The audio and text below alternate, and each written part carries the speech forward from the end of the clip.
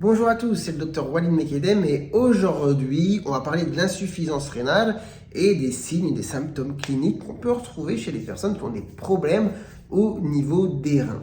Donc j'ai fait un petit listing et on va y revenir rapidement. Je ne vais pas entrer forcément dans le détail à chaque fois. L'idée c'est de vous donner quelques notions.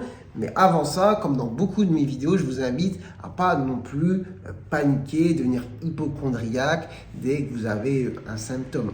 Okay, quand je parle de maladie, quand je parle de signes cliniques, quand je parle de symptômes, vous comprenez bien que quand on a un gros problème, en général, c'est un ensemble de choses qui s'additionnent sur un terrain particulier. D'accord? Ça marche. Et quand on a la combinaison d'un petit peu de tout ça, eh bien, souvent on peut poser des diagnostics, etc. Mais ça nous est tous arrivé, je pense, d'avoir un jour un symptôme un petit peu bizarre, mais voilà, de manière ponctuelle, qui ne dure pas trop longtemps, qui s'estompe, on n'entend plus jamais parler de ça, et il n'y avait rien de grave derrière. C'est important de le prendre en compte parce que je sais qu'il y a beaucoup d'entre vous qui sont sur cette chaîne ou qui regardent ce genre de vidéos parce que voilà, leur santé, etc., ça les préoccupe et c'est normal. Mais dès qu'il y a un petit souci ou symptôme, ils le tapent par exemple sur Internet, et après c'est la panique. Mais en fait, n'importe quel symptôme, je peux vous le mettre dans plein de maladies différentes. Vous voyez ce que je veux dire? Donc, c'est vraiment un ensemble de choses, une évolution sur le temps et un terrain particulier qui fait qu'un jour, on dit, bah voilà, vous avez ça, ça, ça et ça. Donc, bon, on ne va pas non plus épiloguer trop longtemps et on va entrer dans le vif du sujet avec les symptômes qui peuvent évoquer justement une souffrance rénale. Je me suis fait un petit listing, j'ai réussi à faire 8 grands points, d'accord? Donc, d'abord, on va parler de ce qui est lié à l'augmentation de certaines toxines dans le sang. Donc vous avez peut-être déjà entendu parler de l'urée, voilà, de l'urée, la créatinine, l'ammoniac. Bon, en tout cas, c'est des choses que normalement le rein est censé filtrer. Et parfois, si on a une élévation de ces substances, eh bien, on peut avoir des symptômes qui sont associés à l'élévation de ces substances.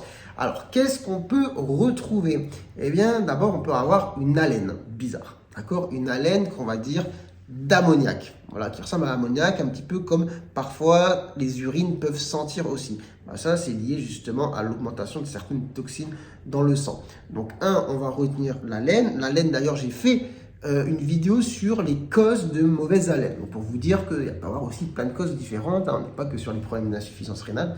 Je vous invite à aller voir la vidéo sur les causes de mauvaise haleine. En médecine, mauvaise haleine, ça se dit halitose avec un H. Mais voilà, donc retenez ça. Donc voilà, haleine d'ammoniac. Ensuite, au niveau, on reste de la bouche, on va parler aussi de goût bizarre, un goût métallique. Des fois, les aliments qui ont un goût bizarre, le goût métallique dans la bouche, ça peut être lié aussi à l'augmentation de certaines toxines dans le sang. Voilà, principalement l'urée, augmentation de l'urée. Attendez, la caméra, j'ai l'impression que je ne suis pas hyper centré. Voilà, c'est bon. Urée, ok, donc voilà, goût métallique, haleine, odeur d'ammoniac. Et ensuite, on va avoir d'autres choses qui sont liées justement à l'augmentation de l'urée. Par exemple, en anglais, ils appellent ça uremic frost. Frost, je pense que ça veut dire givre. Et donc, en fait, vous allez avoir des dépôts, des petits points sur la peau. Je vais essayer de mettre une photo qui peut faire penser justement à une augmentation de l'urée, mais en général, c'est sur des grosses élévations, hein. On n'est pas sur un début d'insuffisance rénale, etc. Là, pour le coup, quand on arrive à ce stade, c'est vraiment qu'on a un gros trou dans le sang et qu'on a une insuffisance rénale quand même qui est assez développée.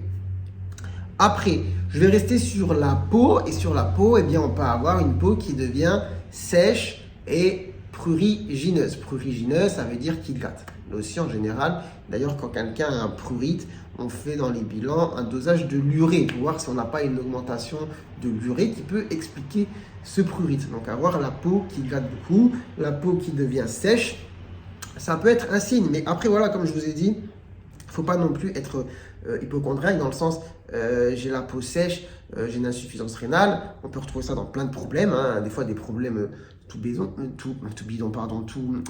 voilà ce que je voulais dire. Mais par exemple, j'ai fait aussi une vidéo sur les problèmes dermatologiques qu'on va retrouver dans le diabète. Le diabétique aussi peut avoir, le patient diabétique peut avoir aussi une peau sèche. Donc on peut retrouver ça dans plusieurs autres problèmes de santé. Bon, donc voilà, donc prurite et peau sèche. Après, on va parler aussi des œdèmes. Les œdèmes, donc c'est quoi les œdèmes? C'est la rétention d'eau avec par exemple les jambes qui gonflent, les chevilles qui gonflent. On met le pouce, ça fait une trace, hein, comme si on mettait le pouce dans du beurre. En médecine, on dit œdème qui prend le godet, c'est-à-dire quand on appuie dessus, eh bien, ça laisse une trace. Et donc ça, c'est lié justement à la rétention d'eau. Les reins fonctionnent moins bien, on a une rétention d'eau et du coup de sodium principalement. En fait, le sodium appelle l'eau. Enfin bref, on va pas entrer dans les mécanismes physiques, chimiques. Retenez œdème. Donc principalement, en général, c'est toujours très visible au niveau des jambes. D'accord, mais on peut avoir des œdèmes autre part. Et il y a un signe par exemple intéressant, c'est au niveau des paupières. D'accord, donc des œdèmes au niveau des paupières, ça peut être aussi quelque chose de parlant. Mais bon, les œdèmes, on peut aussi en avoir dans beaucoup d'autres choses. Et là, je me dis quand même, j'ai bien taffé parce que les vidéos se rejoignent. J'ai fait aussi une vidéo sur les œdèmes, principalement au niveau des jambes.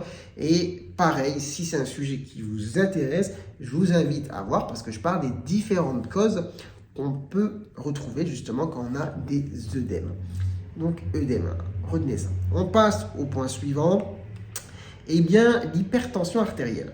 Eh oui, les reins, c'est un petit peu le thermostat, pas que là, mais en tout cas de certains, d'ailleurs, de régulation finalement de l'hypertension, de la tension artérielle. Et si on a une dysrégulation, on peut avoir une hypertension. D'accord. Et d'ailleurs, c'est un peu le serpent aussi qui se mord la queue, parce que le rein peut contrôler la tension, et du coup, si le rein ne fonctionne pas bien, on peut avoir une hypertension. Mais à l'inverse, si on a une hypertension pour une autre raison, l'hypertension au long cours peut donner une insuffisance rénale. Vous voyez ce que je veux dire? Donc en tout cas, le rein qui dysfonctionne, voilà, soit pour les mécanismes, on va dire, hormonaux qui régulent la tension, et bien forcément si ça marche moins bien, bim, on peut avoir une augmentation de la tension. Soit on parlait d'œdème, rétention d'eau, rétention de sodium, etc. Bon, forcément, vous savez que ça peut jouer aussi sur la tension artérielle. Donc voilà, hypertension, c'est quelque chose aussi à retenir. Après, on passe au point suivant. Ça concerne les urines. Donc là, il y a... Désolé si je ne vais pas me lancer des fleurs, mais j'ai encore fait une vidéo sur le sujet, sur les différentes couleurs d'urine, les différents aspects des urines, et j'en avais parlé, les urines mousseuses. Cette vidéo d'ailleurs, elle a bien marché, je pense, donc je vous invite à la voir. En gros, le titre de la vidéo, je ne sais plus c'était quoi, mais que signifie la couleur de vos urines ou leurs aspects. J'avais évoqué plein de couleurs différentes et des aspects aussi d'urines différentes. Et j'avais parlé d'urine mousseuse. Et en général, les urines mousseuses, c'est pourquoi? C'est parce que pas tout le temps. Attention, quand je dis urine mousseuse, c'est pas ça fait 3 heures, je me retiens, je vais au cabinet, je fais un jet ultra puissant, il y a de la mousse. Non, c'est je vais à chaque fois aux toilettes, peu importe la quantité, etc. Mes urines, à chaque fois, c'est bulleux. Voilà, c'est bizarre quand même. Et donc ça, en général, c'est quand on a une fuite de protéines, d'accord, une albuminurie, une protéinurie. Et donc, on peut avoir ce phénomène d'urine mousseuse. Et voilà, si on a une fuite de protéines au niveau des reins, ce qui n'est pas normal, c'est qu'on peut avoir un dysfonctionnement à ce niveau-là. Donc ça peut être un signe, ça peut être un signe. Voilà, et ensuite, j'aurais pu détailler encore en plein d'autres symptômes, mais j'ai regroupé pour parler des symptômes de l'anémie. Parce que pareil, quand on a une insuffisance rénale, souvent les patients insuffisants rénales font de l'anémie. Et l'anémie, je ne sais même plus si j'ai fait une vidéo sur le sujet, mais en tout cas, on va résumer rapidement. Vous avez du coup un manque d'hémoglobine. L'hémoglobine, ça permet de transporter l'oxygène. Qu'est-ce qui se passe si on en a moins? On est essoufflé, d'accord? On a le cœur qui bat vite, on est fatigué, souvent on est pâle. Donc voilà, c'est des choses qu'on peut retrouver. Donc vous voyez, j'ai cité quand même pas mal de choses, pas mal de symptômes, de signes qu'on peut retrouver justement quand les reins sont en souffrance. Donc évidemment, si vous présentez des symptômes de ce style-là, voilà, il faut consulter quand même, c'est-à-dire dans tous les cas, comme je vous ai dit, par exemple, urine mousseuse, bon, c'est peut-être pas normal, il faut peut-être faire une petite analyse, et après voilà, plein d'autres symptômes. Si vous avez des œdèmes et qu'avant vous en faisiez pas, il faut peut-être se poser des questions.